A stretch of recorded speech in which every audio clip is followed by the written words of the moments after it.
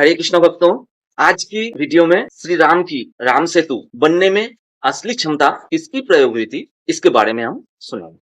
श्री राम की सेना में नल और नील नाम के दो सैनिक थे। ये तो आपको पता ही है। ये नल और नील दो मौसेरे भाई भी थे।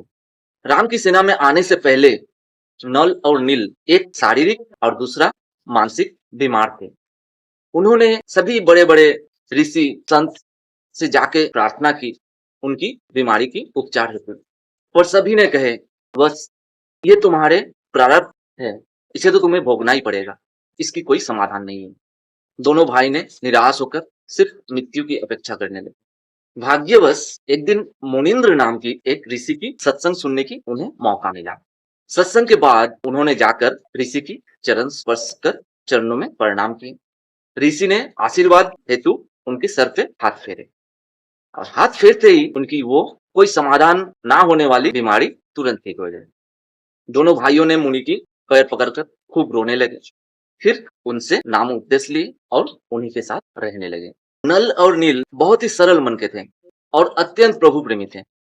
परमात्मा के प्रति उनकी गहरी श्रद्धा भी थी और वो नित्य सेवा खूब किया करते थे। उस समय ज्यादातर सत्संग नदी के किनारे ही हुआ करती थी, कारण जल की सहजता से प्राप्त हो जाना। सत्संग के दिन सत्संग में आए सारे वयस्क, बीमार या विकलांग जनों को दोनों भाई सेवा देते थे। उनके झूठे बर्तन, कपड़े आदि साफ कर देते थे। बड़े ही सीधे थे। पर वो सामग्री धोते समय सत्संग में सुने प्रभु की चर्चा औरों से करते हुए बोर हो जाते थे। फिर उस वस्तुओं की तरफ ख्याल ना रहने के कारण वो नदी में डूब जाते थे। किसी से 4 सामग्री ले जाते थे तो लौटाते 2। सत्संग में आए भक्तजन आके उनसे अनुरोध करने लगे, भाई आप लोग सेवा तो कर रहे हो, पर हमारी हानि हो जा रही है। आप छोड़ दो, हम अपने काम खुद कर लेंगे। ऐसा सुनते ही दोनों भाई रोने लगते थे और कहते थे, कृपया हमें अपनी सेवा से वंचित ना करिए। आगे से ऐसी भूल नहीं होगी।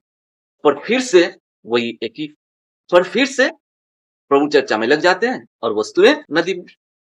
भक्तजन आके मुनिंद्र जी से कहें, प्रभु आप जरा इन्हें समझाइए।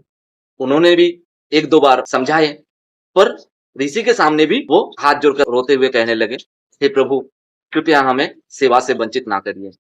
ऋषि ने प्रसन्न हुए, बोले वत्स खूब सेवा करो।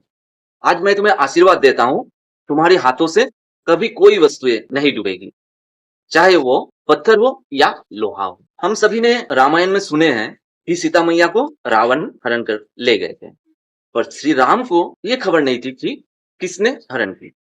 उन्होंने अपनी सेनाओं को चारों दिशा में भेजे संधान के लिए। हनुमान जी ने खबर लाए कि सीता माता को लंकापति रावण ने बंदी बना रखे हैं। श्री राम ने रावण के पास शांति दूत भेजे, प्रार्थना लेके कि माता को लौटा दे, पर रावण नहीं माने। अंततः युद्ध की प्रस्तुति शुरू हुई, पर अब एक समस्या खड़ी हुई।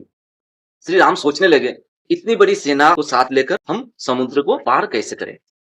फिर श्री राम जी ने 3 दिन तक घुटने भर पानी में हाथ जोड़कर समुद्र से प्रार्थना करने लगे। और 3 दिन बीत जाने के बाद भी समुद्र की कोई परिवर्तन ना देख श्री राम जी ने अपनी अग्निबाण उठाकर समुद्र को जलानी चाहिए। तुरंत समुद्रदेव एक ब्राह्मण के वेश में भगवान के पास आए और कहने लगे, हे प्रभु आपने ही हम सभी को अपनी मर्यादा में रहने की आदेश दिए हैं, हमें ना जलाएं। न जाने कितने जीव जंतु हमारे भीतर वास करते हैं और आप मुझे जलाने पर भी इस जगह को पार नहीं कर पाएंगे, क्योंकि इस जगह पे बहुत ही गहरी गड्ढे हो जाएंगे। इसीलिए प्रभु कोई ऐसी उपाय करिए ताकि मेरी मर्यादा भी बनी रहे और आपके काम भी बन जाए। पर यह कैसे संभव समुद्रदेव? प्रभु आपकी सेना में नल और नील नाम के 2 सैनिक हैं, जिनके पास उनके गुरुदेव के दिए हुए आशीर्वाद है। वो पानी में कुछ भी फेंके वो डूबेंगे नहीं। श्री राम ने उन्हें बुलाकर पूछे तो उन्होंने कहा, हाँ प्रभु ये सत्य है, फिर हमें परीक्षा करके दिखाओ। निर्बोध नल और नील सोचने लगे कि आज इतने लोगों के सम्मुख हमारी बड़ी प्रशंसा होगी, वाह वाह होगी। उस दिन उन्होंने अपने गुरुदेव को स्मरण नहीं किया, ताकि श्री राम को लगे कि ये तो दूसरों से शक्ति की प्रार्थना कर रहे हैं, इनके खुद की शक्ति नहीं है। उन्होंने पत्थर उठाए, पानी में फेंके, पर पत्थर डूब गए। बड़ी कोशिश करते रहे, पर आज एक भी पत्थर उनके हाथों से तैर नहीं रहे। श्री राम ने समुद्रदेव की तरफ ऐसे भाव से देखने लगे जैसे उन्होंने मिथ्या बोल रहे हैं।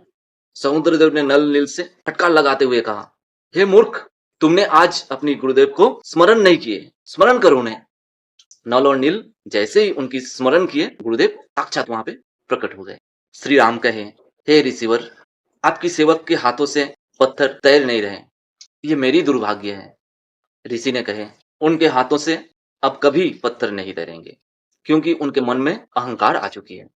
ऐसी होती है, भक्त जीवन में अगर अहंकार मन में आ जाए तो भक्ति की नीचे गिरना शुरू हो जाता है। कुछ भी हो, श्री राम ने फिर उनसे प्रार्थना की, हे ऋषिवर, मैं बड़ी संकट में हूं, कृपया कुछ भी व्यवस्था करिए ताकि सेना उस पार जा सके। आपकी सेवक को अगर शक्ति दे सकते हैं तो ये मुझ पर भी कृपा होगी। ऋषि ने कहे, प्रभु, मैं उस सामने पर्वत की चारों ओर लकीरें खींच दी है, उस लकीर के भीतर जितने भी पत्थर होंगे वो डूबेंगे नहीं। परीक्षा हेतु एक पत्थर मंगाए, पानी में रखे, पत्थर तैरते रहे। हनुमान जी, जो कि भगवान की अभिराम स्मरण करते रहते हैं, उन्होंने पर्वत से पत्थर लाने लगे और कार्य करते समय भी भगवान की स्मरण चलती रहे, इसीलिए उन्होंने हर पत्थर पे श्री राम लिखकर पानी पे रखने लगे। नल और नील बड़े अच्छे कारीगर भी थे। उन्होंने सभी पत्थर को ठीक ठीक जगह पे रखकर उन्हें बांध कर पुल बनाने में लगे। इस तरह से पुल बने थे। कोई कहते हैं हनुमान जी के श्री राम लिखने की वजह से पत्थर तैरते रहे, कोई कहते हैं श्री राम की कृपा से बनी थी, और कोई कहते हैं कि नल और नील ने बनाए थे। पर शास्त्र की गहरी सच्चाई इस कहानी में है। हरे कृष्णा।